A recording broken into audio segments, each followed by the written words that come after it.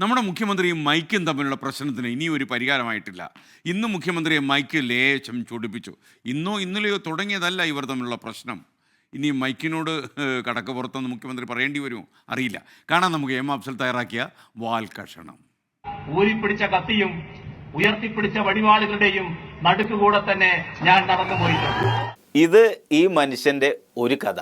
ഓരോ മനുഷ്യന്മാർക്കും ഓരോ കഥകളുണ്ടാകും. വാളുകൾക്കിടയിൽ കൂടെ നടന്നു വന്നപ്പോൾ മൂപ്പര് പതറിയില്ലാന്നാണ് മൂപ്പരെ കഥ പറയുമ്പോൾ മൂപ്പര് പറയാറ്.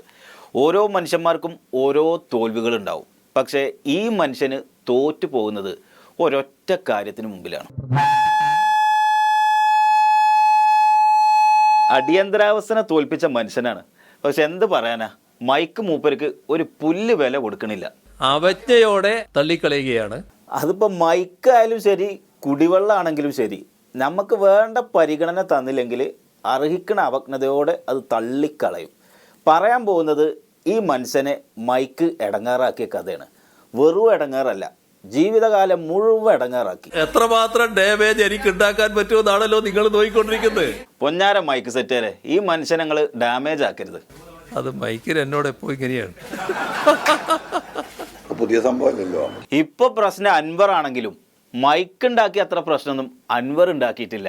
കോവളത്ത് ഒരു പരിപാടി നടക്കുകയായിരുന്നു. മൈക്ക് ഇരിക്കണ കോലം കണ്ടപ്പോൾ തന്നെ മൂപ്പർക്ക് എന്തോ ഒരു അപകടം മണുത്തു. അവിടെ ഉണ്ടായിരുന്നവരിങ്ങനെ പേടിച്ച് വിറച്ച് കുറെ ശരിയാക്കാൻ നോക്കി. മൈക്ക് സെറ്റേരും ദൂരെ എവിടെയോ പോയി ഒളിച്ചിരിക്കുന്നു. പാവം ഒളി കേട്ടിട്ട് ഓടി വന്നു.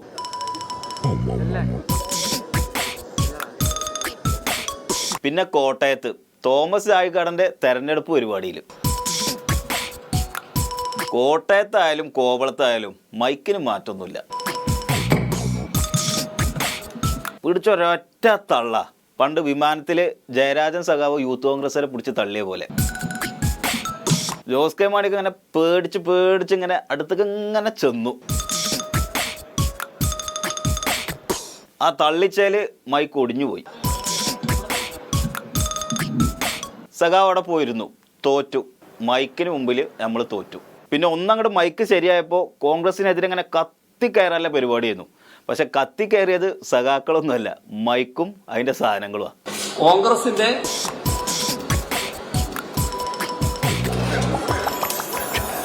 സഖാക്കള് ജീവൻ പണയം വെച്ച് പോരാടി.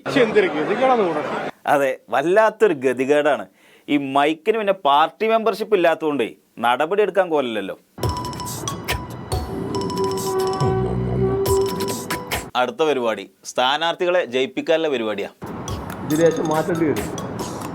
ഞാൻ മാറ്റണോ നിങ്ങൾ തന്നെ മാറ്റുന്നോ? വന്നിരുന്നപ്പോ തന്നെ ലേശം കലിപ്പിലാണ്.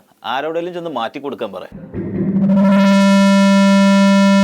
മൈക്കല്ലേ, മൈക്കിന് പറ്റിയില്ല. മൂപ്പര് സൗണ്ട് ഉണ്ടാക്കി. എല്ലാവരെയും ഞാൻ ഇരുന്നാലാണ് ഇതിൻ്റെ ഒരു ഓപ്പറേഷൻ. അപ്പൊ നിങ്ങൾക്കൊരു വാർത്തയായി. എന്ത് ചെയ്യാൻ പറ്റും? വിരട്ടലും വിലപേശലും ഈ പാർട്ടിനോട് വേണ്ടാന്ന് മൈക്കിനോട് പറയാൻ പറ്റൂലല്ലോ. മൈക്കായി പോയില്ലേ.